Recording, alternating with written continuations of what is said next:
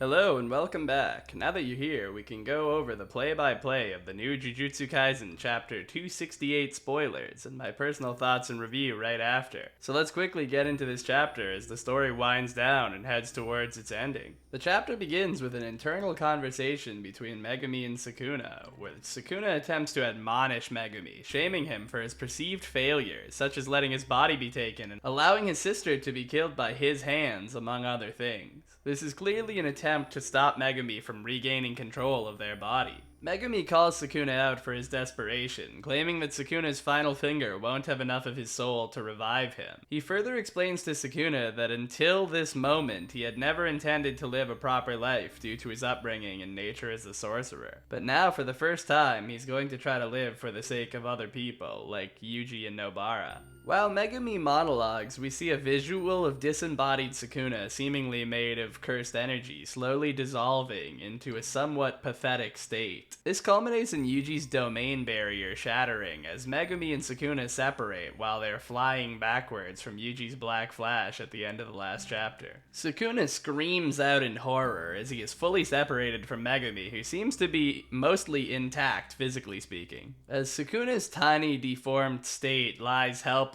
on the ground, Yuji approaches with a face completely devoid of anger or aggressive intent. We get a one-panel flashback to Yuji's offer to Sukuna to assimilate with Yuji as he asks Sukuna if he's changed his mind. Yuji attempts to explain his empathy towards Sukuna by saying, "You are me." He then explains that they were both born bearing curses, most likely referring to Kenjaku's meddling and Sukuna's consumption of his brother. Yuji moves on, stating that due to their curses, it was simply up to chance how they would turn out. But Yuji had his grandfather's love, guidance, and support, whereas Sukuna was completely alone. Because of this, Yuji claims that even if no one else will accept Sukuna, Yuji alone will give Sukuna another chance at life.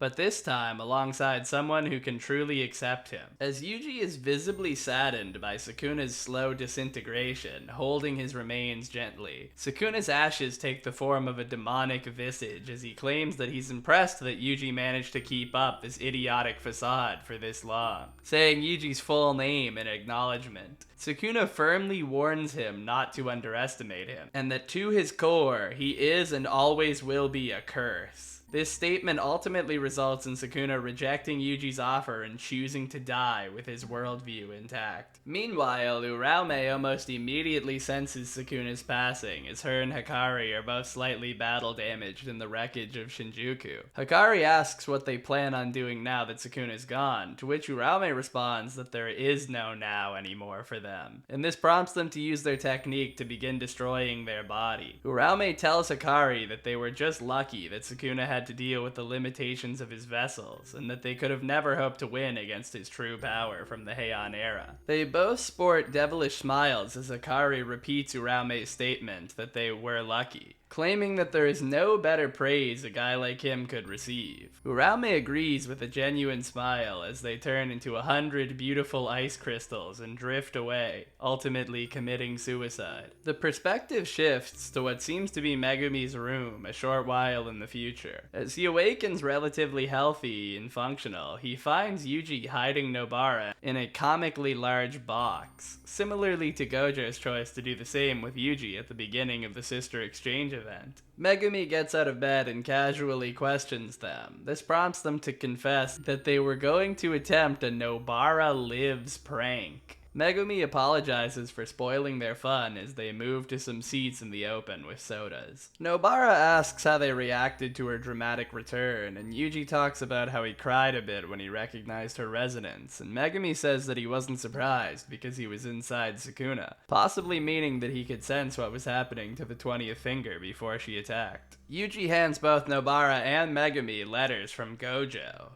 Yuji notes that he didn't get one because he had time to talk to Gojo before his death. Nobara's letter contains information on the location of her mother, which she doesn't seem to care about as she crumples the letter almost immediately upon reading it. Megumi, on the other hand, begins to laugh as he reads his letter from Gojo. Yuji and Nobara ask to take a look for themselves and are stunned to see that it says, "Sorry, your dad is dead. Because I killed him. My bad," in a very informal tone with a cartoony picture of Gojo written on the letter. Megumi doesn't seem bothered by this at all. The trio make their way to a Jujutsu meeting. Megumi says that he needs to apologize and thank everyone for his situation, but Yuji corrects him, claiming that this meeting is about Yuta instead. Yuji says that the remaining sorcerers have to figure out how to save him, but as they reunite with Panda, Toge, Maki, Kusakabe, Momo, and Miwa, a screaming voice echoes throughout the halls, cursing at Yuta, and the chapter ends with Megumi nervously questioning if that's what saving Yuta will be like, wrapping up the battle completely with a break week and signaling the end in just 3 more chapters. Right out the gate, I'm going to say that I enjoy this chapter a decent amount.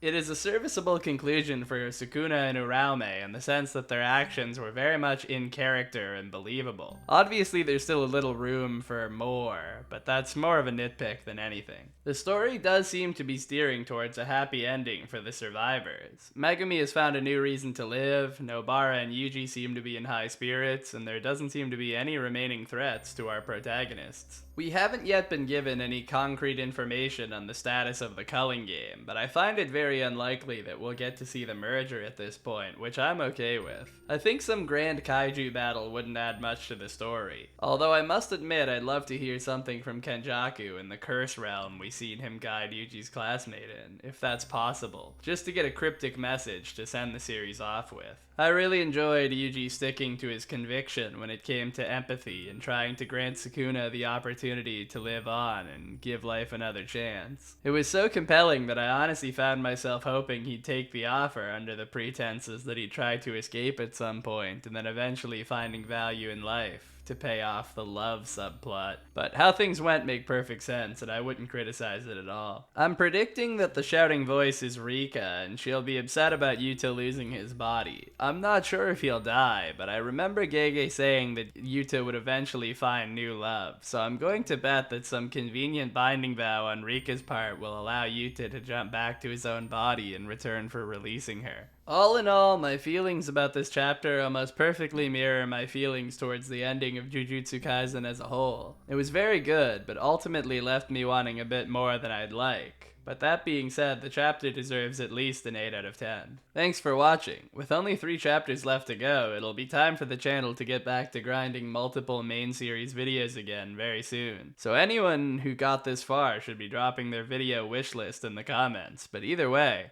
I hope you stay safe and take it easy.